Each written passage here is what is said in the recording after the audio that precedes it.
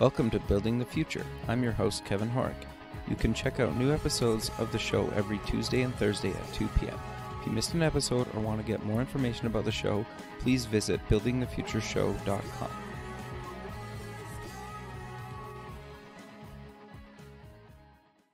SoupX, the Startup Expo, North America's premier startup conference, is March 6th and 7th, 2017, in sunny Fort Lauderdale, Florida. Affordably priced, SoupX is a 2-day international conference featuring workshops, panels, speeches, a $50,000 startup competition, and over 100 exhibitors. For more information, go to sup-x.org. Welcome back to the show. Today we have Mark Volchek. He's an entrepreneur, investor, and advisor. Mark, welcome to the show.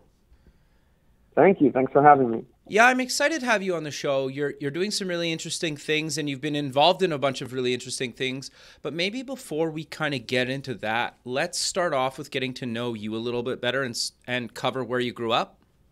Sure. So my early childhood I spent in New York and Long Island area. Okay. And then I lived, so that till about 10 years old. And then I lived in Europe from 10 to 18, so in Austria specifically. Nice. Before coming back to the States to go to college in Connecticut. Sure. So what was it like living in Europe, being kind of an American living over there? It was certainly a big change, but it was very interesting sort of in hindsight. I think as a kid, you really just don't think that much about it. My mother is originally from Austria, so she basically for her was, going home. And Sure. So it was an opportunity for me to learn a second language and sort of get exposed to a completely different, culture and way of doing business. And I think today, in hindsight, it's sort of a really interesting sort of experience. I can sort of look back on and understand many things from a different perspective, having spent, those years in Europe. Sure. No, that makes sense. So you went to Yale and took economics, correct? Yep, that's right. So what got you interested in kind of economics, and why did you decide to pursue that in university? So I was pretty set on going into sort of business, whatever that meant, Sure. at the time. And so economics was sort of the closest in sort of the liberal arts, arena to sort of business, because Yale at the time had a, very small business school. There was no undergraduate business program. So economics was sort of a way to learn how sort of the business world works, how the economy works, and sort of, gave me a lot of the fundamental things needed to really be able to, understand business later. Because ultimately, having a strong math background, having some of the economics background, it's helpful when you think about, what makes the business world, operate and function, and what makes it successful. Sure. No, that makes a lot of sense. So you graduated from Yale. You worked on a bachelor's degree, and then you got your master's, correct? Yep. Yeah, I actually did that concurrently. So. Okay. So I did sort of a joint program in 4 years where I was able to get my bachelor's and my master's by taking more advanced classes kind of earlier in my undergraduate career. So I was fortunate that I was able to sort of get all that done in 4 years. Sure. That you must have been busy. Yep. Yeah, and there was lots of ways to sort of cross-utilize the credits between graduate and undergraduate programs. So that was a pretty unique aspect of the program that Yale had at the time. Sure. No, that's great. So you graduate. You were actually an entrepreneur before you kind of became a VC, correct? Yep, that's right. So walk me through kind of your entrepreneurial career. Yeah, so, during college, I was already sort of active as an entrepreneur, and I sort of had a home improvement business associated with College Pro. I don't know if you know, they sort of do college franchises, and so I was involved in that for a few years during the summers and in my free time, and was able to, learn how to run a basic business, hire people, make sales, deliver the services to the customers, and everything that went with that. So customer service, all the important pieces of one day running a business, I learned, I think, on that small scale. And then in 1999, I met Sean and Miles, who were, down the road going to be my co-founders of Hire One. But we actually started the Yale Entrepreneurial Society in the summer of 1999 to try to encourage students to think about, starting businesses. And something that at the time, Yale was really behind some of the other colleges that had business plan competitions and entrepreneurial programs, and Yale did not at the time. So the Yale Entrepreneurial Society that we started in 99 was sort of the first, path for that.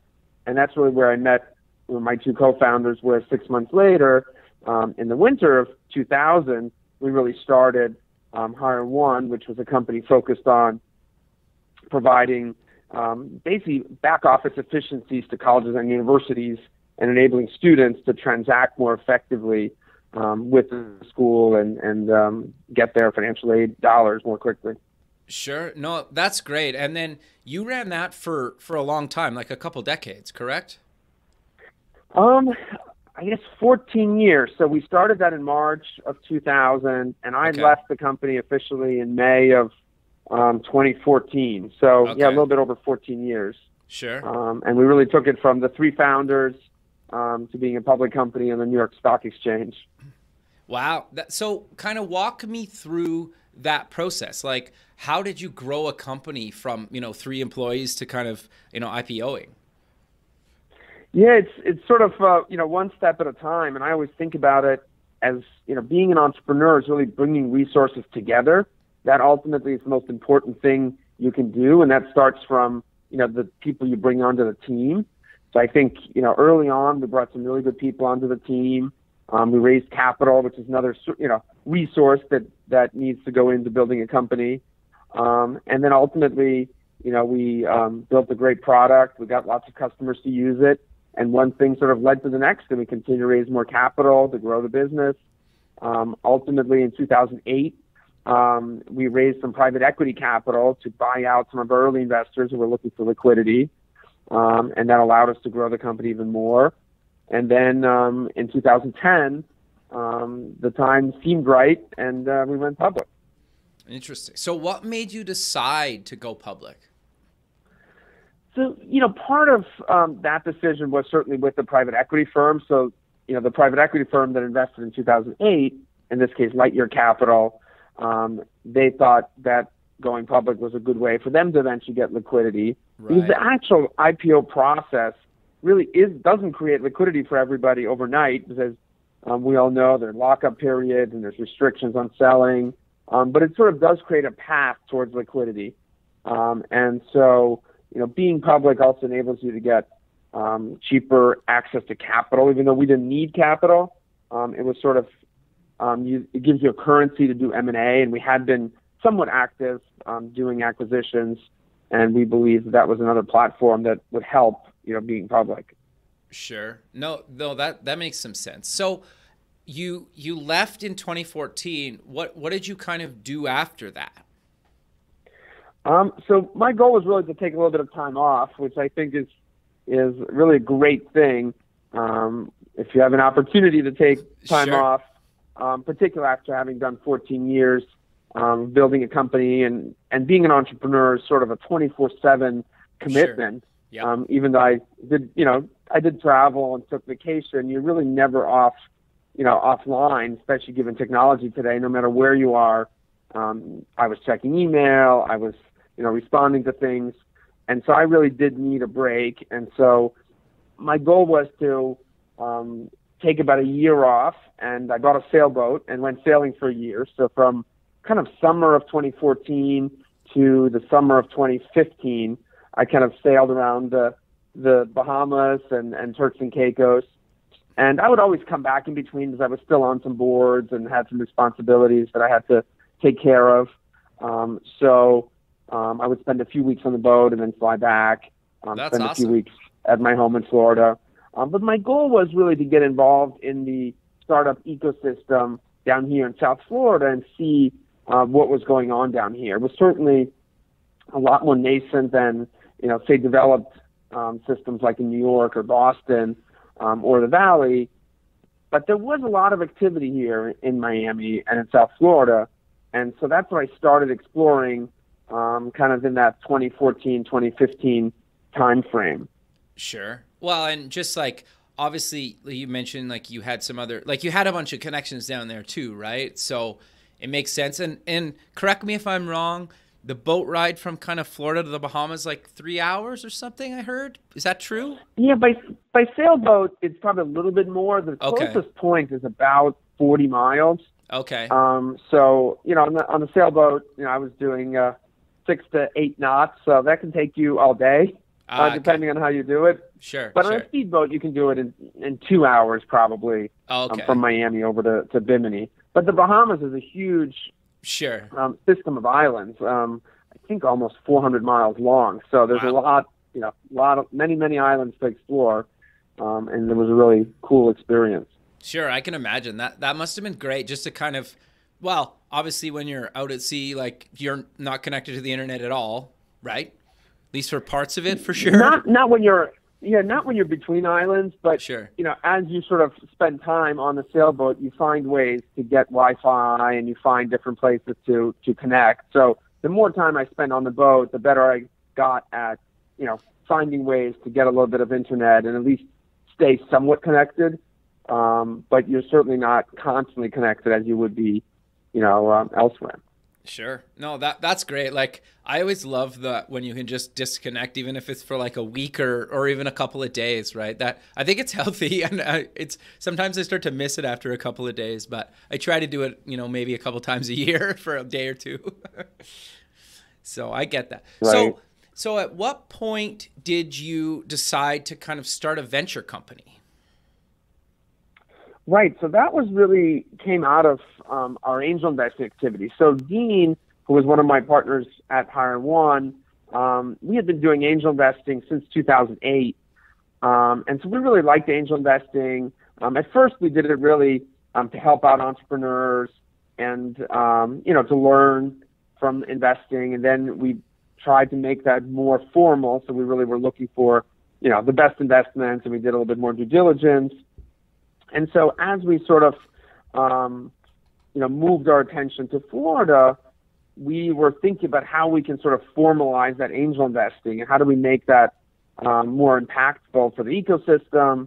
And what we ultimately discovered was that there is sort of a lot of angel investing going on in South Florida, Okay. but there's no sort of organized professional sort of venture capital firm focused on kind of the Series A type investments. And so we feel like that's sort of a market niche that currently nobody is filling. And we thought we could be more impactful by writing bigger checks. And certainly you can make it sort of a full-time role by raising a fund. So that's kind of where we came out from, where we started from angel investing to starting the fund. The other driving force was that we met Paul Tanner, who's now one of my partners in the venture fund as well. And he's a wealth manager, and many of his clients were interested in participating in the startup ecosystem, but weren't really sure how to make those angel investments in a responsible way that would actually lead to good returns. Sure. So they were looking for, help with angel investing. And so we said, well, having a fund is sort of the best way to help, folks participate in that startup ecosystem without the work or the worry of, having to decide what investments to make and then track them.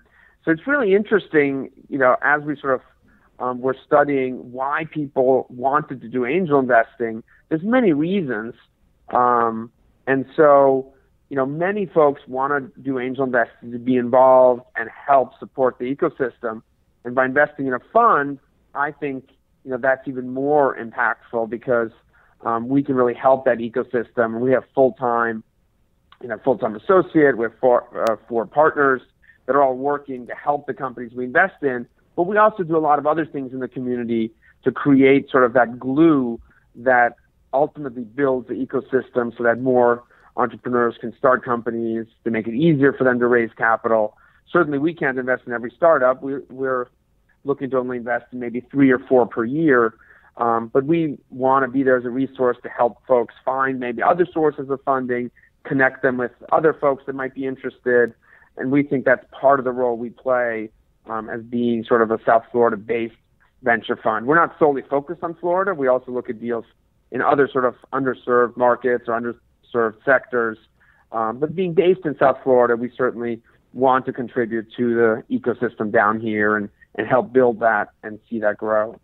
Sure. No, that makes sense. And I love the fact that you're like kind of involved in the community, because you're the director of the Fort Lauderdale Boca Raton Founder Institute, correct? Right, exactly. And we actually just merged that with the South Miami chapter to create the South Florida chapter. So now we actually have a Founder Institute South Florida, which is overarching kind of from Boca all the way down to Miami. And I'm a director of that chapter now with two other guys. So that's another really interesting program that I got involved in, and I think is really interesting, particularly for places like South Florida where there aren't as many established sort of entrepreneurs and entrepreneurial sort of paths. It gives people who have an idea sort of a roadmap and a 14-week program to go from idea to actually starting their business and really getting it going. Not just talking about starting a business, but actually doing it. And so I think that's why that's a really cool program, and I'm very committed to that Founder Institute. No, that makes a lot of sense. And then potentially you could get some deals out of it, maybe not, but it doesn't help to be connected, right? Sure, absolutely. I mean, I think everybody in that does investing or is sort of involved in the startup ecosystem has a vested interest in growing the number of startups and making it easier for folks to start businesses and to raise capital. And so I do think that Founder Institute is part of that. We hope that, we helped, last semester, I think 10 folks graduated, the time before about 10. Wow. So we hope that means, 10 or 20 new companies every year. And again, that's a small piece of the pie, but it's another piece. And, sure, all the pieces are necessary to build the whole ecosystem. No, that's great. So I kind of want to dive a bit deeper into what kind of companies do you guys invest in, and is there kind of a rough range that you guys kind of invest? Like how much capital do you normally put into a company? I get it really depends, but is there kind of a broad range that you guys typically look at? Sure. So first, talking about stage. So generally, we look for companies that have revenue, ideally have sort of $1 million annual run rate of revenue. Okay. So there's flexibility there, but ideally we're looking for, a sort of proof of concept being done so that there's real customers and the company's really trying to scale that. So that's kind of from a stage perspective what we're looking at. So it's not a total startup. It's not someone with an idea or it's just a product. We want somebody with a product that's working and customers actually using it and paying for it. So that's kind of from a stage perspective. Ideally, we look to invest between $250,000 and $1 million in terms of an initial investment. Okay. And then we reserve significant additional capital to support the company after that, because one of the biggest risks for companies is follow-on funding risk. And particularly in South Florida, where there's limited options for follow-on funding, we want to make sure we reserve significant funding for those companies that are doing well and need additional capital to grow. So that's kind of our goal there. But the initial check, we generally will not go below $250,000, and we generally don't want to go over $1 million. So that's kind of the target range in terms of dollar amount.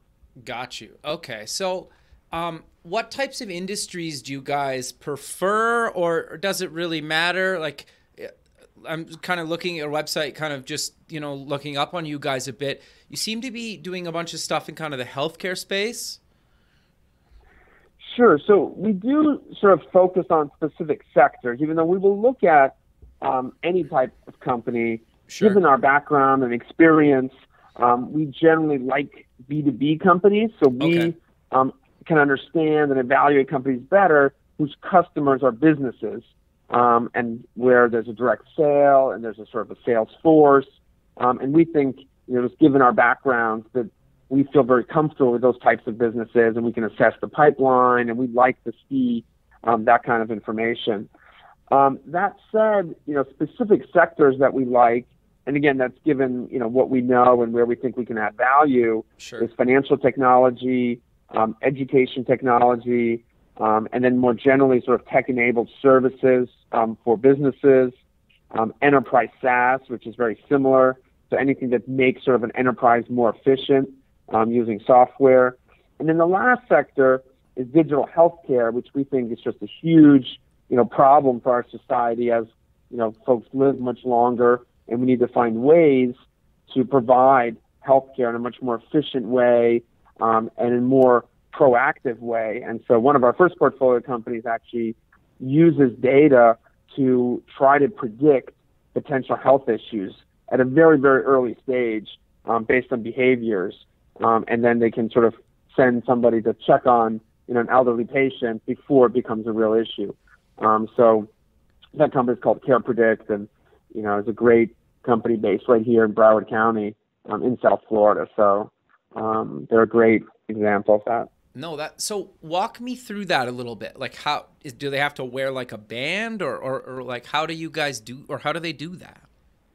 Yeah, so the Care Predict client is the assisted living facility. Okay. So they basically sell them a whole system, and it does include a wearable. So each resident of the facility will wear basically on their primary hand or arm, they will wear sort of a small wearable device, similar to what a Fitbit might look like. Sure. But it's very different. It collects all kinds of data, but similar, it collects movement, it collects humidity, it sort of collects as much ambient data as it can, and it also works with beacons that are installed in every room so that it knows what room and what behavior people were doing. And therefore, it can sort of evaluate, are people brushing their teeth? How often do you go to the bathroom? So, for example, if you normally would go twice in a night and now you're going 5 times, that may be sort of a sign of, a potential health issue that could be, quickly solved if you catch it early versus, if it becomes a full-blown infection that might require a hospital visit, which is very costly and unnecessary. So that's the kind of data they're collecting.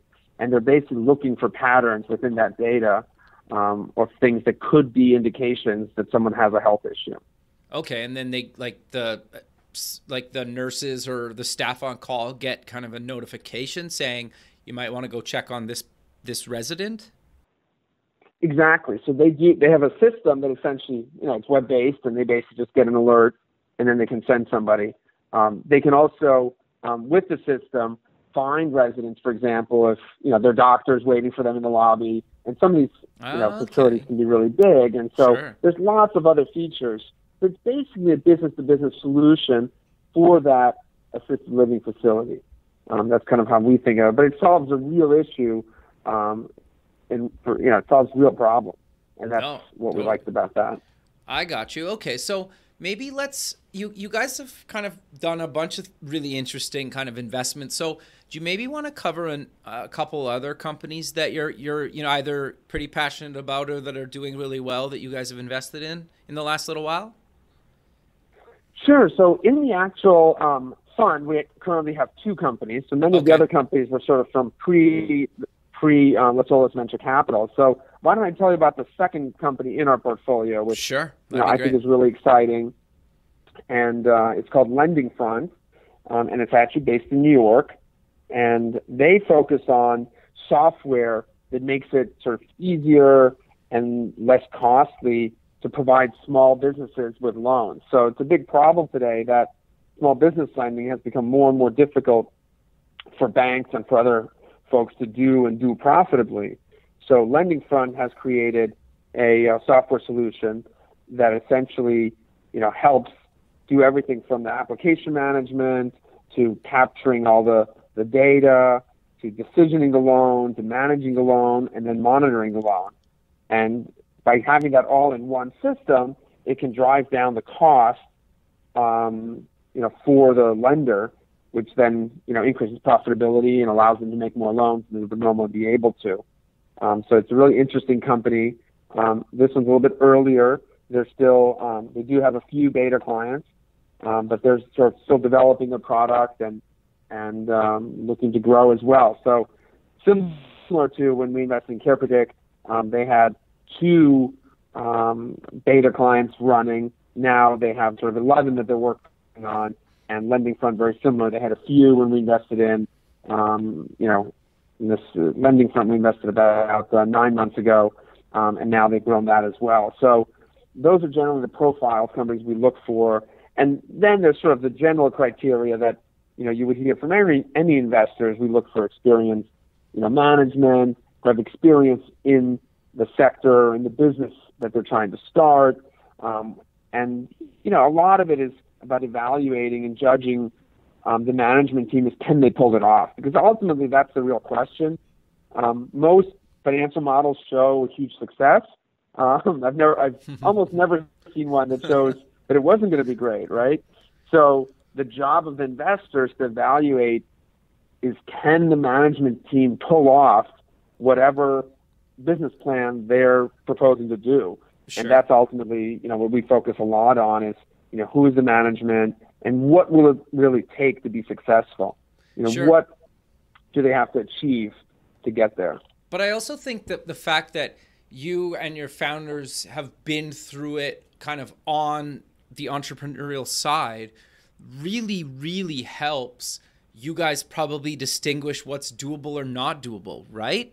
That's got to be a huge selling feature for you guys, and kind of, in a lot of ways, kind of what could set you guys apart from a lot of other kind of VC firms across North America, at least in my opinion. Right, absolutely. I think that's a great point you bring up. I think there's sort of two sides to that. I think actually three sides to that. One, I think we can, evaluate sort of the feasibility of the business concept, particularly in businesses that are close to what we have experience in. So these kinds of B2B, enterprise type businesses. So I think in terms of evaluating, I think we have a real advantage with those types of companies. Then I think once we're an investor, we can be more helpful, not only because of what we know and our experience, but also with contact, hiring. So we know a lot of folks in the industry. We can say, well, this is a great person that we used to work with here or there. And so that is another piece. We don't want to just write a check and, hope that, eventually we make a return. We want to write a check and to be an active part of the board, an active part of helping companies solve the difficult issues as they grow.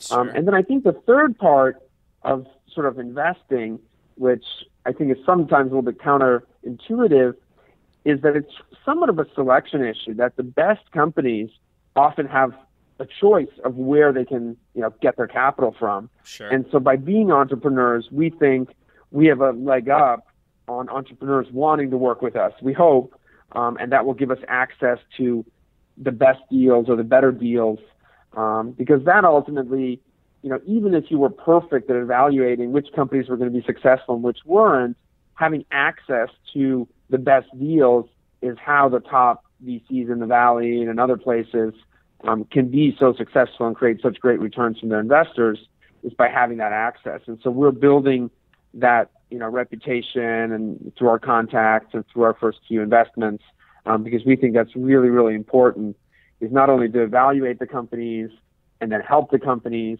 but also to be sort of that top choice for those entrepreneurs that we want to back.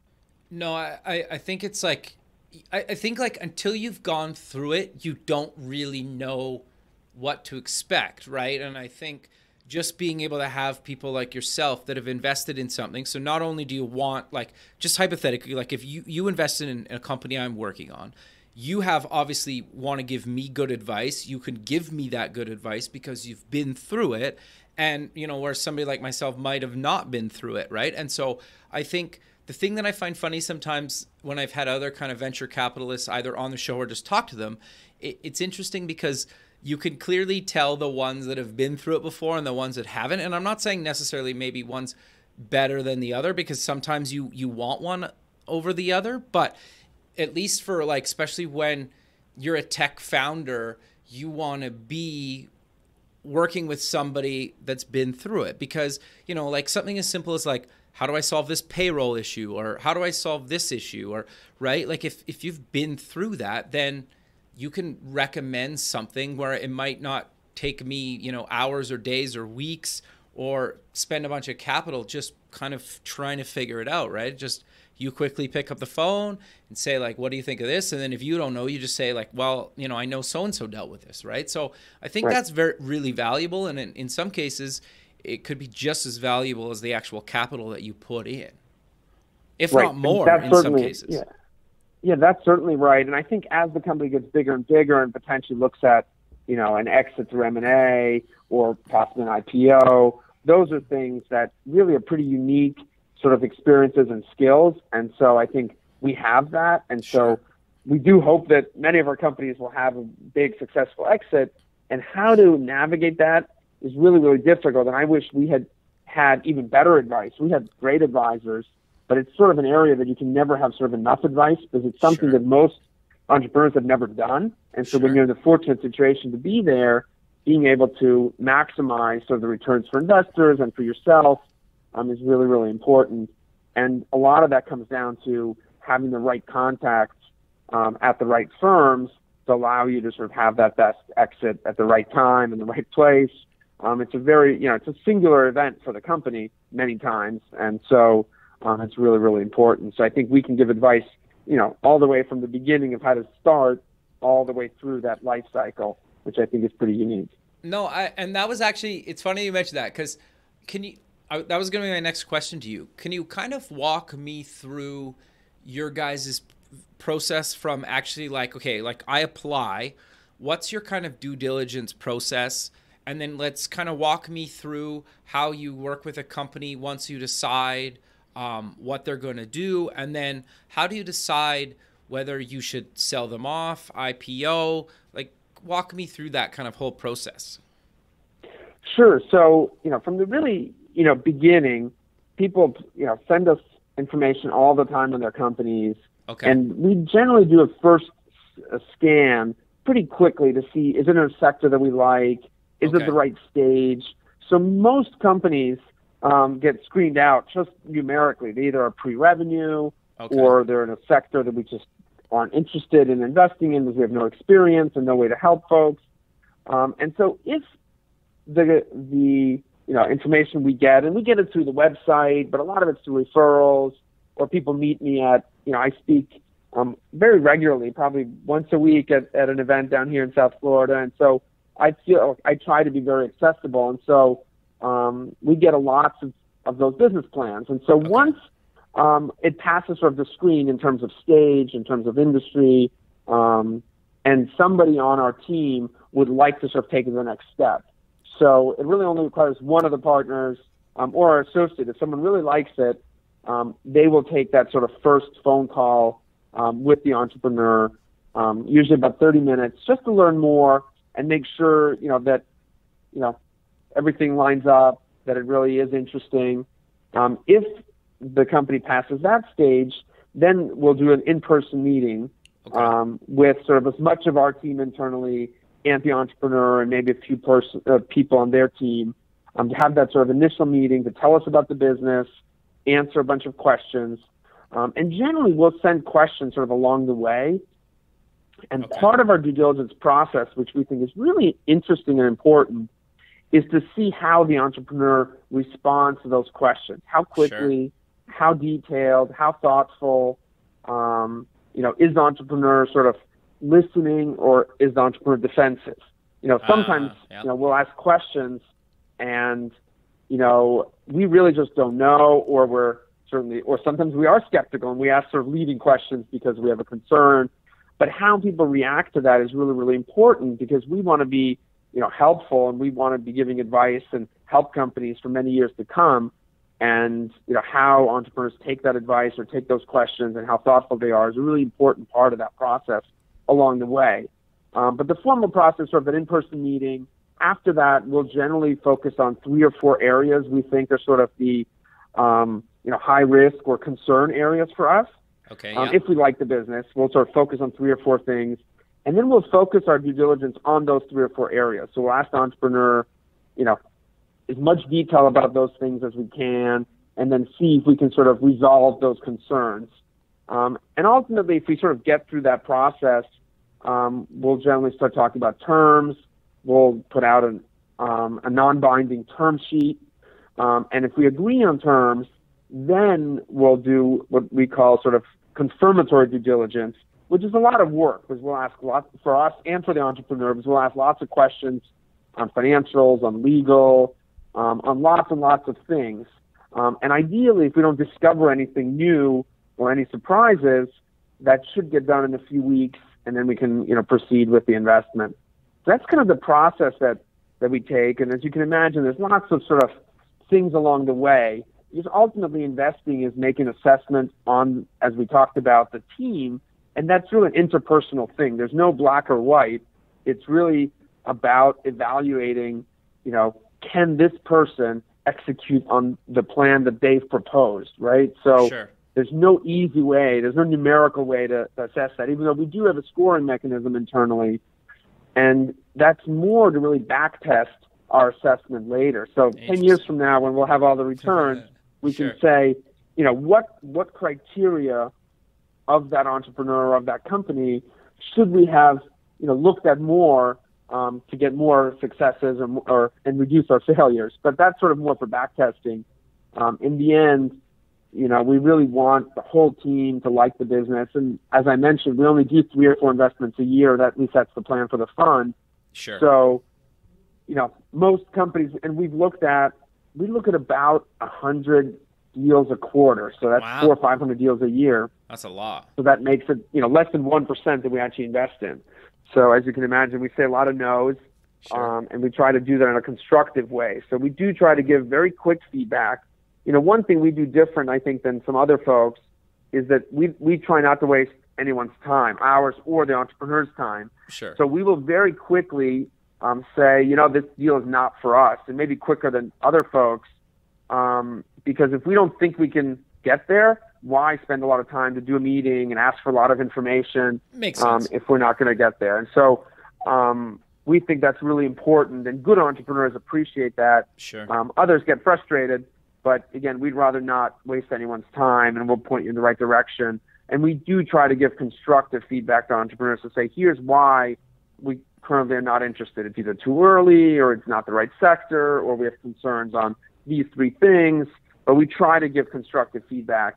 And we do encourage entrepreneurs to stay in touch, because for most cases, the company's just too early. Sure. Not enough revenue, not enough customers.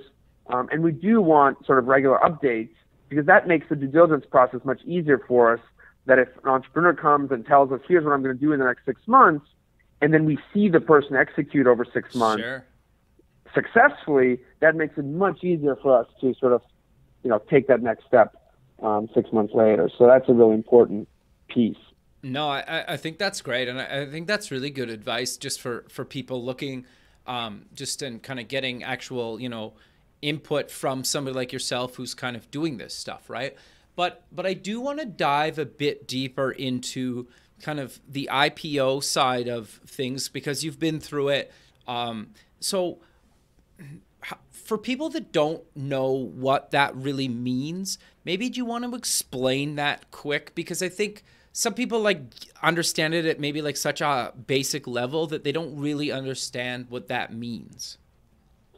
Right. So, going public is an interesting process, but it's really not selling your company. It's really just a process to list your shares on a national exchange. Okay. And for practical purposes, for most startups, it's going to be NASDAQ or New York Stock Exchange are kind of the 2 options in the U.S. that most people are looking to go public on.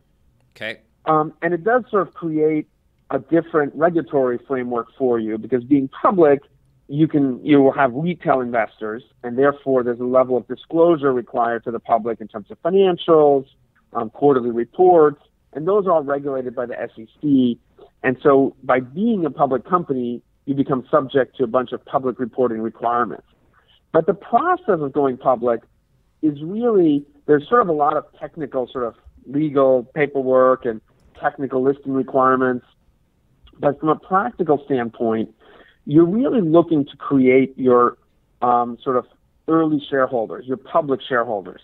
And so generally companies might sell 10% or 20% of their shares, either new shares that the company issues or existing shares from existing shareholders that they want to sell, into this public offering.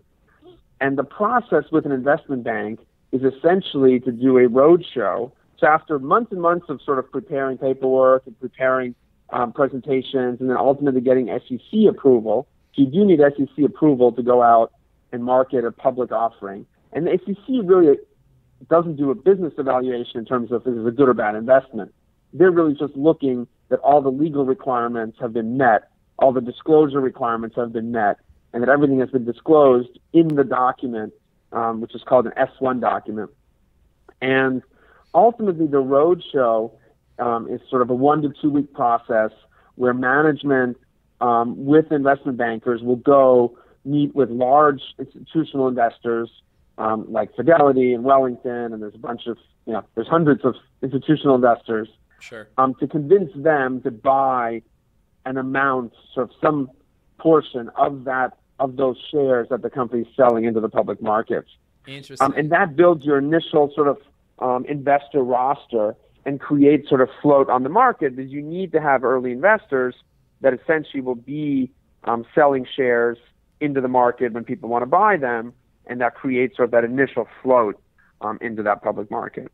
Got you. Okay. No, that makes a lot of sense. So is there, and it's probably different for every company, but do you need to be at a certain size? Do you have to have a certain revenue? What is kind of the basic guidelines before you can even start thinking to go public?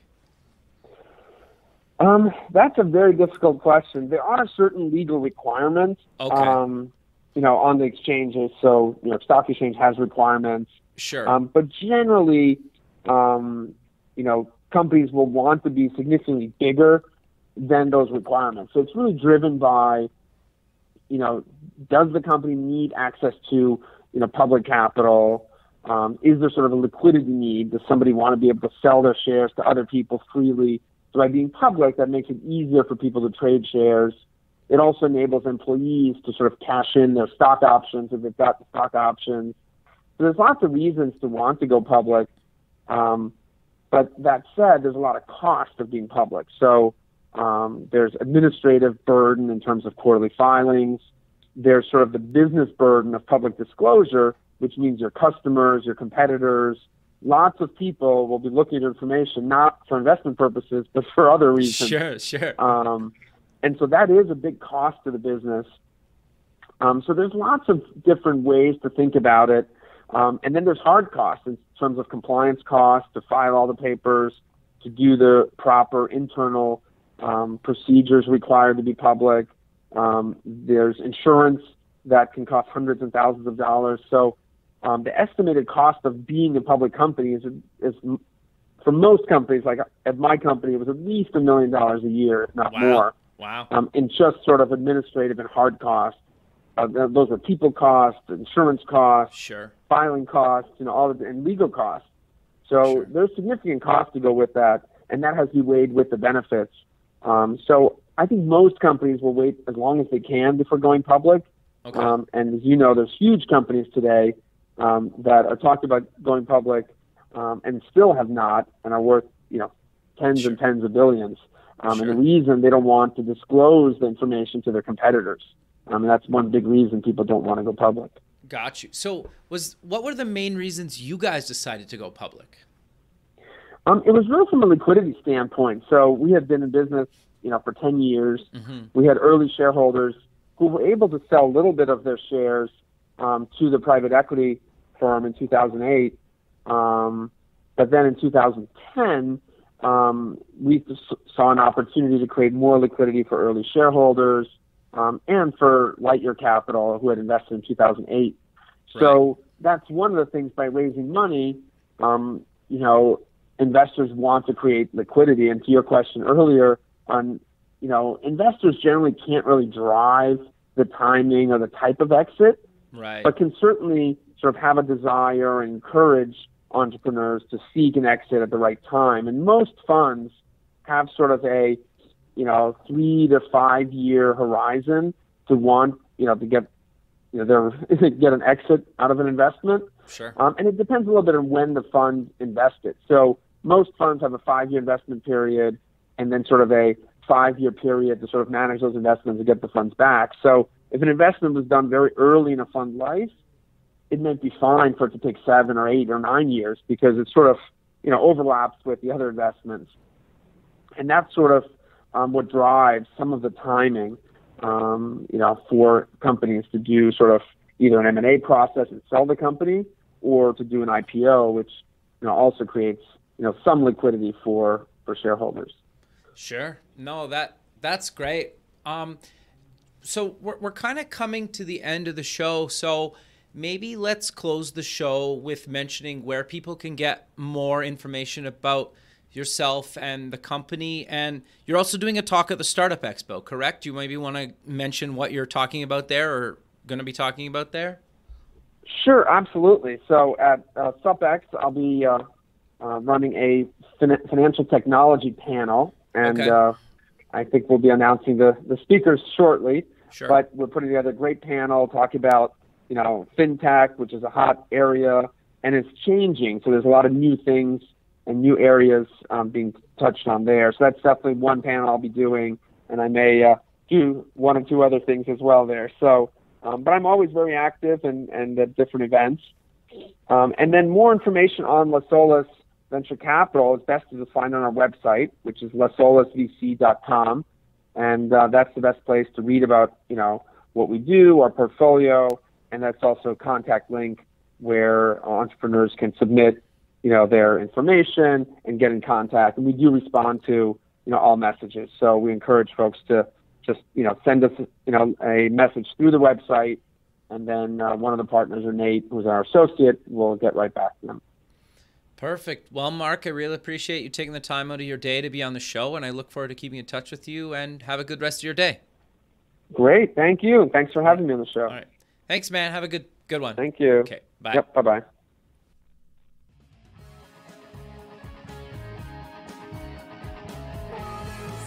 Thanks for listening. The music for the show was done by Electric Mantra. You can check them out at electricmantra.com and keep building the future.